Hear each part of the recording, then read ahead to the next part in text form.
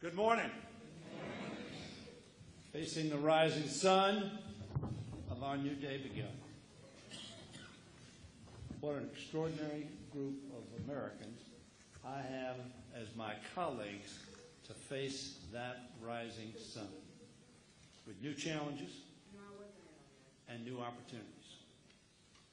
I want to congratulate my dear friend Marcia Fudge on the extraordinary leadership she has given to the Congressional Black Caucus.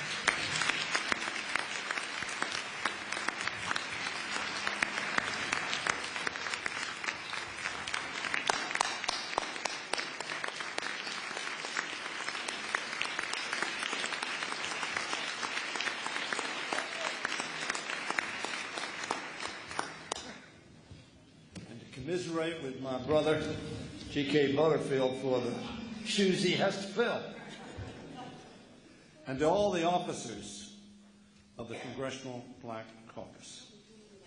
This is a significant year, as I'm sure Jim Clyburn, my friend, will talk about, as others will talk about.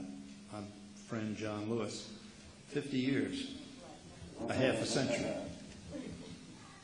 Martin Luther King said, "I may not get there with you, but I have seen the promised land." But everybody in this auditorium knows that we may have seen the promised land, but the promise is not yet redeemed. That there is still much to do. In the last Congress, the CBC played a central and critical role in shaping policy and moving legislation forward to benefit all Americans. As this new Congress begins with new challenges facing our country, we will to the group that is known as the conscience of the Congress for ideas and inspired leadership and inspiration. For over 4 decades, the CBC has promoted a vision of America where everyone, regardless of color, creed, economic circumstances, has an equal shot to pursue the American dream and is entitled to equal justice under the law. That's the objective. That's the vision. That's the promise. No one in this auditorium would say that promise has been redeemed yet. So there's still much work to be done. It needs not be only a vision, but a reality. Sadly, it is not. But it must continue to be the goal for which we strive and towards which the Congress works.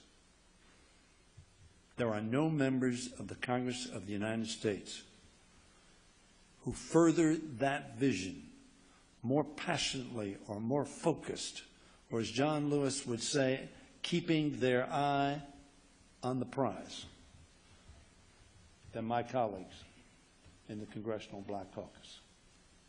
How proud those of us are who serve with them of their leadership and their inspiration, of their integrity and their courage. Under Chairwoman Fudge, the CBC has continued to raise its profile by serving both as a moral voice and an active player in shaping policy, not only to better the lives of African Americans, but to expand opportunities for all Americans. My buddy Barbara Lee will tell us all that lifting up all and all people, irrespective of race, from the ravages of poverty and of want is a major objective of us all. With Chairman Butterfield at the helm, I know this important work will continue and strengthen. For the 114th Congress, the CBC has grown to include the largest numbers of members in its history, comprising nearly a quarter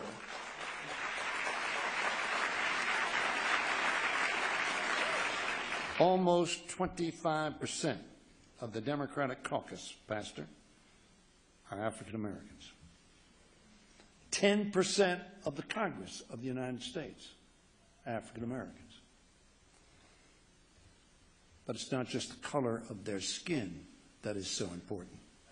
It is the content of their character that they display on a daily basis, calling us all to the best that is within us and the best that is America. CBC members represent 22 states in the District of Columbia. All 5 of the new CBC members for the 114th Congress are women. I will tell my male friends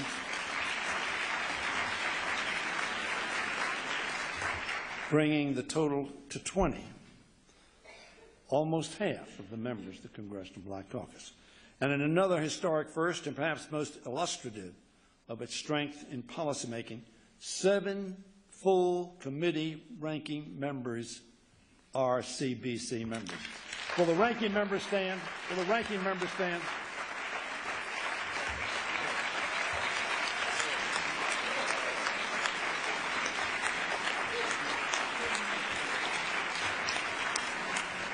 This speaks to the enormous progress that we have made over the past 50 years. In 1965, John Lewis walked across a bridge, the Edmund Pettus Bridge in Selma. 2 weeks later, Martin Luther King, with legions, walked across that bridge. The conscience of America was moved, and we made progress. Today, though, the Voting Rights Act is under threat. All our efforts in restoring its protections for a new generation of Americans have not yet succeeded. The Supreme Court said things were much different, and indeed they are much different. But the Supreme Court was wrong that the job was done. It is not. I want to congratulate my friend Jim Clyburn for his leadership in assuring that we redeem what has been bled for and died for. When the law was passed, I was very active in my own state, a segregated state, a southern state in many ways. And I come from a region that was as southern as any region in the country, I think. We had great problems in Cambridge, in Baltimore, and yes, in my county of Prince George's County in southern Maryland. Thanks to the CBC, these battles are being carried forward with strength, conviction, and a dogged determination in Congress. As we prepare to mark the 50th anniversary of Bloody Sunday, I am looking forward to accompanying many of you to Selma and to other places where people died and fought for the freedom and dignity of my 3 children as well as all children of color.